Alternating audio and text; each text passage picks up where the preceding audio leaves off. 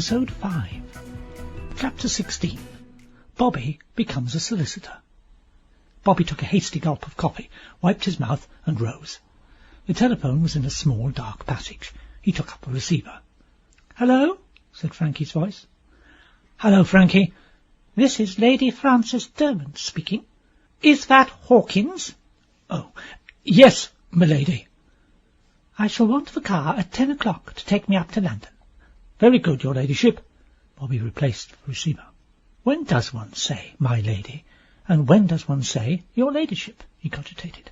"I ought to know, but I don't. It's the sort of thing that'll lead a real chauffeur or butler to catch me out." At the other end, Frankie hung up the receiver and turned to Roger Bassington French. "It is a nuisance to have to go all the way up to London today, all owing to father's fuss." "Still, you'll be back this evening?" "Oh, yes." "I'd half thought of asking you if you'd give me a lift to town." Frankie paused an infinitesimal second before her answer, given with apparent readiness. "Why, of course." "But on second thought I don't think I will go up today. Henry's looking even odder than usual. Somehow I don't very much like leaving Sylvia alone with him." "I know." "Are you driving yourself?" asked Roger casually as they moved away from the telephone. "Yes, but I shall take Hawkins. I've got some shopping to do as well, and then it's a nuisance if you're driving yourself. You can't leave the car anywhere." "Ah, of course." He said no more, but when the car came around, Bobby at the wheel very stiff and correct of demeanour, he came out on the doorstep to see her off. "Goodbye," said Frankie. Under the circumstances she did not think of holding out a hand, but Roger took hers and held it a minute. "You are coming back?" "Of course. I only meant goodbye till this evening." "Don't have any more accidents." "I'll let Hawkins drive if you like." She sprang in beside Bobby, who touched his cap. The car moved off down the drive, Roger still standing on the step looking after it. "Bobby, do you think it possible Roger might fall for me?" "Has he?" "Well, I just wondered." "I expect you know the symptoms pretty well." He spoke absently, and Frankie shot him a quick glance. Has anything happened?" "Yes, it has, Frankie. I have found the original of the photograph." "You mean the one? The one you talked so much about?" "The one that was in the dead man's pocket." "Yes." "Oh, Bobby! I've got a few things to tell you, but nothing to this. Where did you find her?" Bobby jerked his head back over his shoulder. "In Dr. Nicholson's nursing home." "Tell me." Carefully and meticulously, Bobby described the events of the previous night. Frankie listened breathlessly. "Then we are on the right track, and Dr. Nicholson is mixed up in all this. I'm afraid of that man." "Why, what's he like?" "Oh, big, forceful, and he watches you very intently behind glasses. You feel he knows all about you." "When did you meet him?" "He came to dinner." She described the dinner party, and Dr. Nicholson's insistent dwelling on the details of her accident. "I felt he was suspicious." "It's certainly queer his going into details like that. What do you think's at the bottom of all this business, Frankie?" "Well, I'm beginning to think that your suggestion of a dope gang, which I was so haughty about at the time, isn't such a bad guess after all." "And Dr. Nicholson's at the head of the gang?" "Yes." "This nursing home business would be a very good cloak for that sort of thing. He'd certainly have a supply of drugs on the premises quite legitimately. While pretending to cure drug cases, he might really be supplying them with the stuff." "That seems plausible enough." "I haven't told you yet about Henry Bassington French." Bobby listened attentively to her description of her host's idiosyncrasies. "His wife doesn't suspect?" "I'm sure she doesn't." "What's she like? Intelligent?" "I never thought exactly. No, I suppose she isn't very, and yet in some ways she seems quite shrewd. A frank, pleasant woman." "And our Bassington French?" "There I'm puzzled. Do you think, Bobby, that just possibly we might have been wrong about him?" "We worked it all out and decided he must be the villain of the piece." "Because of the photograph?" "Because of the photograph. No one else could have changed that photograph for the other." "I know, but that one incident is all we have against him." "It's quite enough." "I suppose so. And yet—" "Well?" "I don't know, but I've a queer sort of feeling that he's innocent. He's not concerned in this matter at all." Bobby looked at her coldly. Did you say that he'd fallen for you, or that you had fallen for him? Don't be absurd, Bobby. I just wondered if there could be an innocent explanation, that's all. I don't see that there can be, especially now we've actually found the girl in the neighbourhood. That seems to clinch matters. If we only had some inkling as to who the dead man was... Oh, but I have. I told you so in my letter. I'm nearly sure the murdered man was somebody called Alan Carstairs. Once more she plunged into narrative. You know, said Bobby, we really are getting on. Now we must try, more or less, to reconstruct the crime. Let's spread our facts and see what sort of a job we can make of it. He paused for a moment, and the car slackened speed, as though in sympathy. Then he pressed his foot down once more on the accelerator, and at the same time spoke. First, we'll assume that you're right about Alan Carstairs. He certainly fulfills the conditions. He's the right sort of man. He led a wandering life. He's very few friends and acquaintances in England, and if he disappeared, it's not likely he'd be missed or sought after. So far, good. Alan Carstairs comes down to Staveley with these people. What did you say their name was? Rivington. There's a possible channel of inquiry there. In fact, I think we ought to follow it up. Oh, well, we will. Carstairs comes down to Staveley with the Rivingtons. Is there anything in that? You mean, did he get them to bring him down here deliberately? Well, that's what I mean. Or is it just a casual chance? Was he brought down here by them, and did he then come across the girl by accident, as I did? I presume he knew her before, or he wouldn't have had her photograph on him. The alternative being that he was already on the track of Nicholson and the gang, and used the Rivingtons as a means of getting to this part of the world naturally. It's quite a possible theory. He may have been on track of this gang, or simply on track of a girl. The girl? Yes. She may have been abducted. He may have come over to England to find her. Well, but if he tracked her down to Staveley, why should he go off to Wales? Well, obviously there's a lot we don't know yet. Evans. We don't have any clues as to Evans. The Evans part of it must be to do with Wales. They were both silent for a moment or two. Then Frankie woke up to her surroundings. My dear, we're actually at Putney Hill. It seems like 5 minutes. Where are we going, and what are we doing? Well, that's for you to say. I don't even know why we've come up to town. Well, the journey to town was an excuse to talk, that's all. I couldn't very well risk being seen walking the lanes at Staveley, deep in conversation with my chauffeur. I used the pseudo-letter from Father as an excuse for driving up to town and talking to you on the way. And even that was nearly wrecked by Bassington French coming too. That would have torn it severely. Not really. We'd have dropped him somewhere he liked, and then we'd have gone on to Brook Street and talked there. I think we'd better do that anyway. Your garage place may be watched. Bobby agreed, and related the episode of the inquiries made about him at Marchbold. We'll go to the Derwents town residence. There's no one there but my maid and a couple of caretakers. They drove to Brook Street. Frankie rang the bell and was admitted, Bobby remaining outside. Presently Frankie opened the door again and beckoned him in. They went upstairs to the big drawing-room and pulled up some of the blinds and removed the swathing from one of the sofas. There's another thing I forgot to tell you. On the 16th, the day you were poisoned, Bassington French was at Staveley, but Nicholson was away, supposedly at a conference in London, and his car is a dark blue Talbot. And he has access to morphia. They exchanged significant glances. It's not exactly evidence, I suppose, but it certainly fits in nicely. Frankie went to a side table and returned with a telephone directory. What are you going to do? I'm looking up the name Rivington. She turned pages rapidly. A. Rivington and Sons, builders. B.A.C. Rivington, dental surgeon. D. Rivington, Shooter's Hill. Oh, I think not. Miss Florence Rivington? Colonel H. Rivington, D.S.O.? That's more like it. Tite Street, Chelsea. She continued her search. There's M.R. Rivington, Onslow Square. He's possible.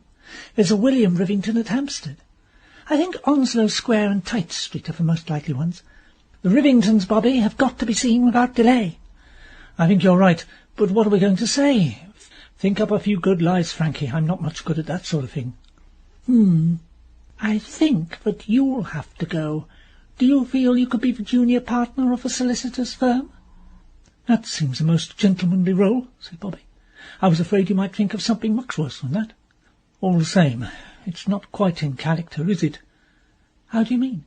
Well, solicitors never do make personal visits, do they? Surely they always write letters at 6 and 8 pence a time, or else write and ask someone else to keep an appointment at their office. Well, this particular firm of solicitors is unconventional. Wait a minute. She left and returned with a card. Mr. Frederick Spragg. Here you are. A young member of the firm of Spragg, Jenkinson and Spragg of Bloomsbury Square. Did you invent that firm, Frankie? Oh, no, they're father's solicitors. Suppose they have me up for impersonation? It's all right. There isn't any young Spragg. The only Spragg is about 100, and anyway, he eats out of my hand. I'll fix him if things go wrong. He's a great snob. He loves lords and dukes, however little money he makes out of them. What about clothes? Shall I ring up Badger to bring some along? I don't want to insult your clothes, Bobby, or throw your poverty in your teeth, or anything like that, but will they carry conviction? I think myself we'd better raid father's wardrobe. His clothes won't fit you too badly.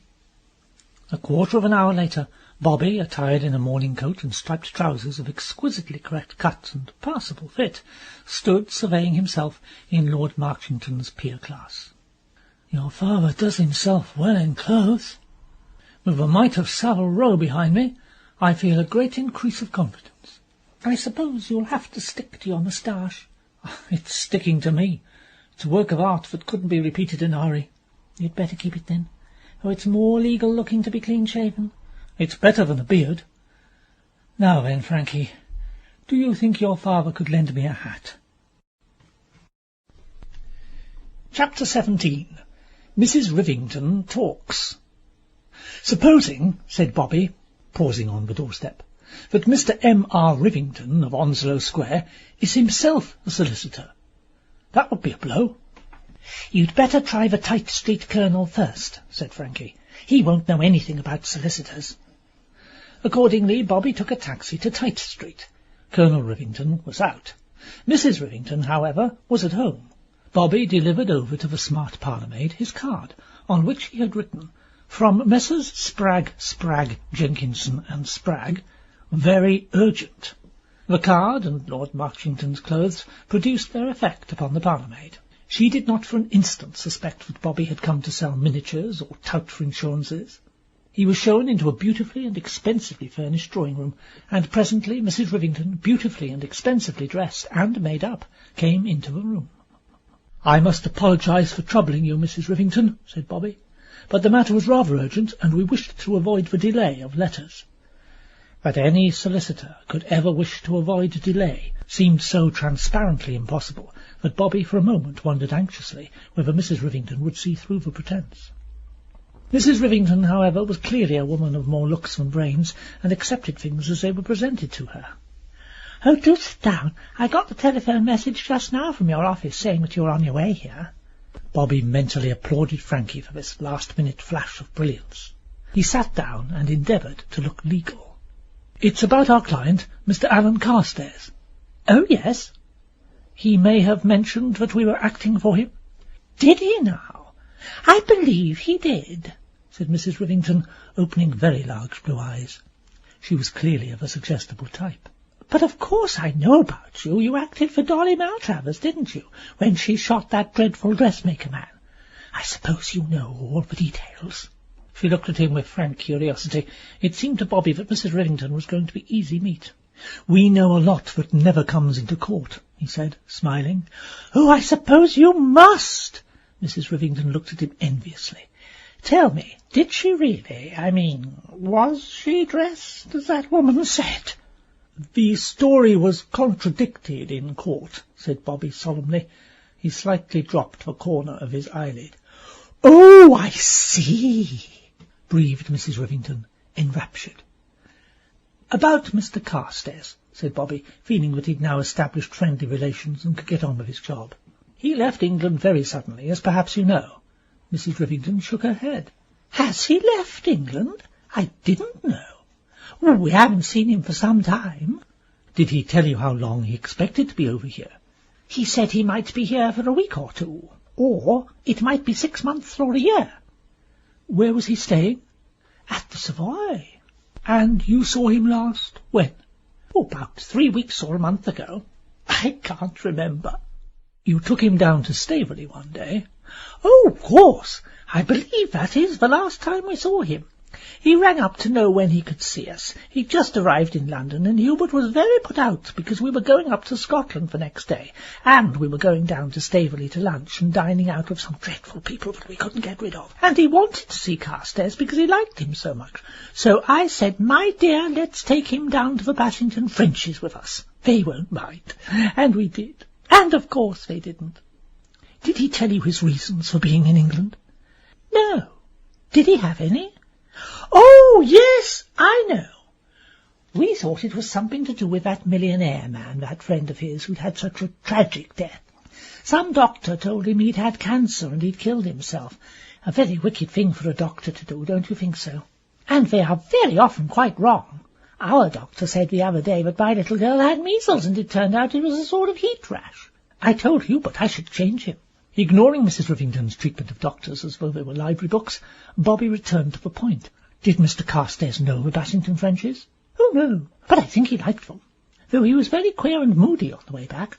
I suppose something that had been said must have upset him. He's a Canadian, you know. I often think Canadians are so touchy." "You don't know what it was that upset him?" "I haven't the least idea. The silliest things do it sometimes, don't they?" "Did he take any walks in the neighbourhood?" "Oh, no. What a very odd idea." She stared at him. Bobby tried again. "Was there a party? Did he meet any of the neighbours?" "No, it was just ourselves and them." "But it's odd you're saying that." "Yes?" "Because he asked a most frightful lot of questions about some people who lived near there." "Do you remember the name?" "No, I don't. It wasn't anyone very interesting. Some doctor or other." "Dr. Nicholson?" "I believe that was the name. He wanted to know all about him and his wife and when they came there, all sorts of things. It seemed so odd when he didn't know them, and he wasn't a bit of a curious man as a rule. But of course perhaps he was only making conversation and couldn't think of anything to say. One does do things like that sometimes." Bobby agreed that one did, and asked how the subject of the Nicholsons had come up, but Mrs. Rivington was unable to tell him. She had been out with Henry Bassington French in the garden, and had come in to find the others discussing the Nicholsons. So far the conversation had proceeded easily, Bobby pumping the lady without any camouflage, but she now displayed a sudden curiosity. "But what is it you want to know about Mr. Carstairs?"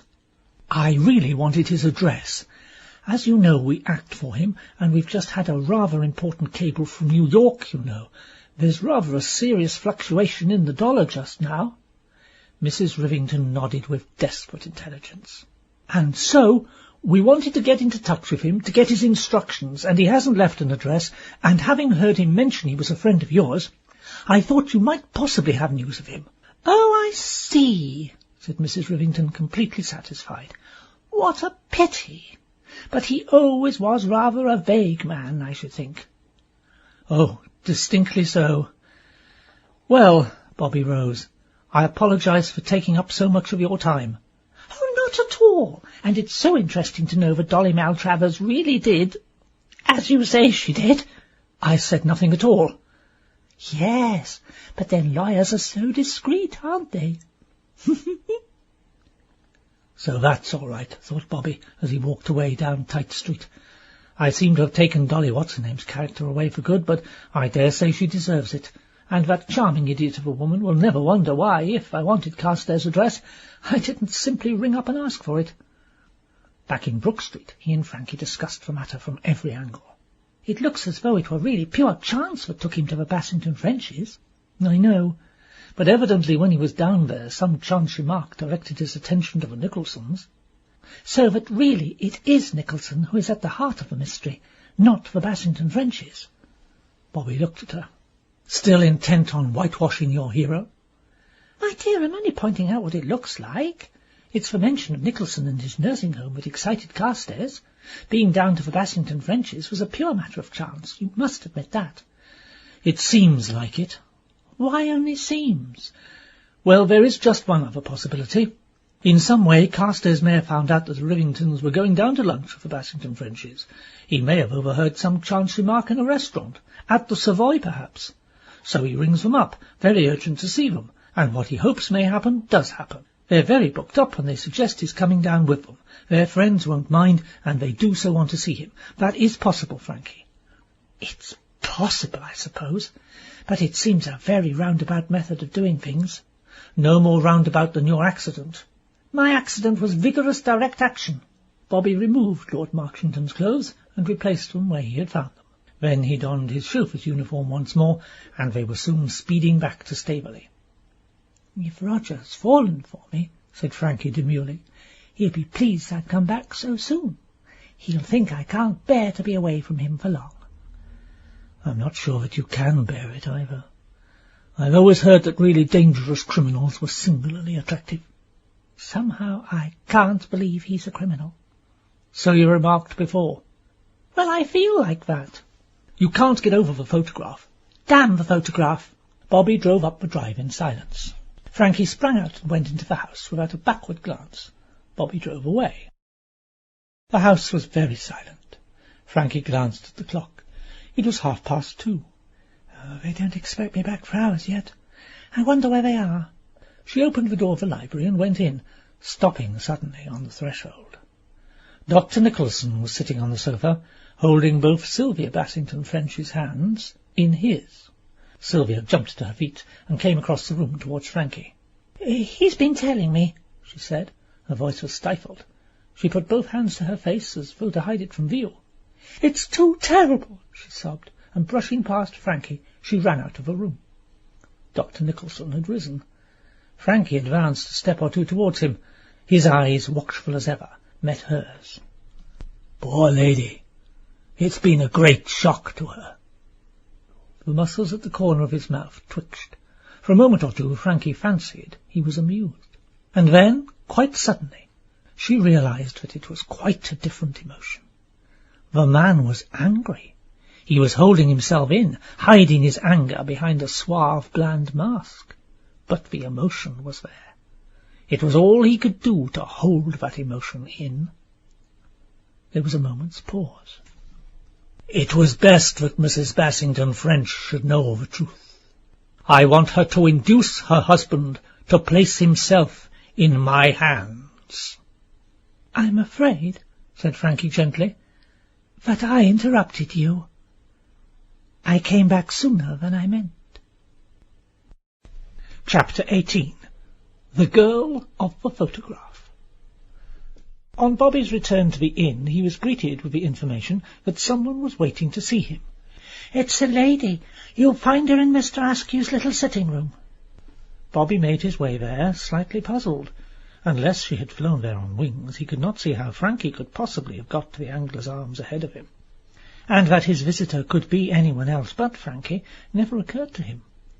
He opened the door of a small room which Mr. Askew kept as his private sitting room. Sitting bolt upright in a chair was a slender figure dressed in black, the girl of the photograph. Bobby was so astonished that for a moment or two he could not speak. Then he noticed that the girl was terribly nervous. Her small hands were trembling and closed and unclosed themselves on the arm of the chair. She seemed too nervous even to speak, but her large eyes held a kind of terrified appeal. "So it's you," said Bobby at last. He shut the door behind him and came forward to the table. Still the girl did not speak. Still those large, terrified eyes looked into his. At last words came, a mere hoarse whisper. "You said you'd help me. Perhaps I shouldn't have come." Here Bobby broke in, finding words and assurance at the same time. "Shouldn't have come? Nonsense! You did quite right to come. Of course you should have come. And I'll do anything in the world to help you. Now don't be frightened. You're quite safe now." The colour rose a little in the girl's face. "Who are you? You're not a chauffeur. I mean, you may be a chauffeur, but you're not that really." Bobby understood her meaning, in spite of the confused form of words in which she cloaked them. "Well, one does all sorts of jobs nowadays. I used to be in the Navy. As a matter of fact, I'm not exactly a chauffeur, but that doesn't matter now. Anyway, I assure you you can trust me, and tell me all about it." Her flush deepened. "You must think me mad. You must think me quite mad." "No, no." "Yes, coming here like this. But I was so frightened, so terribly frightened." Her voice died away. Her eyes widened as though they saw some vision of terror. Bobby seized her hand firmly. "Look here, it's quite all right. Everything is going to be all right. You're safe now with a friend, and nothing shall happen to you." He felt the answering pressure of her fingers. "When you stepped out into the moonlight the other night, it was like a dream of deliverance. I didn't know who you were or where you came from, but it gave me hope, and I determined to come to find you and tell you. Yes, that's right, tell me. Tell me everything." She drew her hand away abruptly. "If I do, you'll think me mad, that I've gone wrong in my head from being in that place with those others. No, I shan't, really." "You will. It sounds mad." "Well, I shall know it isn't. Tell me, please tell me." She drew a little farther away from him, sitting very upright, her eyes staring straight in front of her. "It's just this. I'm afraid I'm going to be murdered." Her voice was dry and hoarse. She was speaking with obvious self-restraint, but her hands were trembling. "Murdered?" "Yes. Sounds mad, doesn't it? Like, what do they call it? Persecution mania." No, you don't sound mad at all, just frightened. So tell me who wants to murder you, and why." She was silent a minute or two, twisting and untwisting her hands. Then she said in a low voice, "My husband." "Your husband?" Thoughts whirled around in Bobby's head. "Who are you?" "Don't you know?" "I haven't the least idea." "I'm Moira Nicholson. My husband is Dr. Nicholson." "Then you're not a patient there?" "Patient? No. I suppose you think I speak like one. No, I didn't mean that at all." He was at pains to reassure her. "Honestly, I did not mean it that way. I was only surprised at finding you married and, well, all that. Now, go on with what you're telling me, about your husband wanting to murder you. It sounds mad, I know, but it isn't. It isn't. I see it in his eyes when he looks at me, and queer things have happened. Accidents. Accidents? Yes. Oh, I know it sounds hysterical, and as though I was making it all up. Not a bit. It sounds perfectly reasonable. Go on, about these accidents." "Well, they were just accidents. He backed the car, not seeing I was there. I just jumped aside in time. And some stuff that was in the wrong bottle. It's stupid things. Things that people would think quite all right. But they weren't. They were meant. I know it. And it's wearing me out, watching for them, being on my guard, trying to save my life." She swallowed convulsively. "Why does your husband want to do away with you?" Perhaps he hardly expected a definite answer, but the answer came promptly. "Because he wants to marry Sylvia Bassington French." "What? She's married already." "I know. But he's arranging for that." "How do you mean?" "I don't know exactly. But I know that he's trying to get Mr. Bassington French brought to the Grange as a patient." "And then?" "I don't know. But I think something would happen." She shuddered. "He's got some hold over Mr. Bassington French. I don't know what it is." "Bassington French takes morphine." "Is that it? Jasper gives it to him, I suppose." "It comes by post." "Oh. Well, perhaps Jasper doesn't do it directly. He's very cunning. Mr. Bassington French mayn't even know it comes from Jasper." "Oh, but I'm sure it does. And then Jasper would have him at the Grange and pretend to cure him, and once he was there—" She paused and shivered. "All sorts of things happen at the Grange. Queer things. People come there to get better, and they don't get better. They get worse." As she spoke, Bobby was aware of a glimpse into a strange, evil atmosphere. He felt something of the terror that had enveloped Moira Nicholson's life so long. "You say your husband wants to marry Mrs. Bassington French?" "He's crazy about her." "And she?" "I don't know. I can't make up my mind. On the surface she seems fond of her husband and little boy. Content, peaceful. She seems a very simple woman.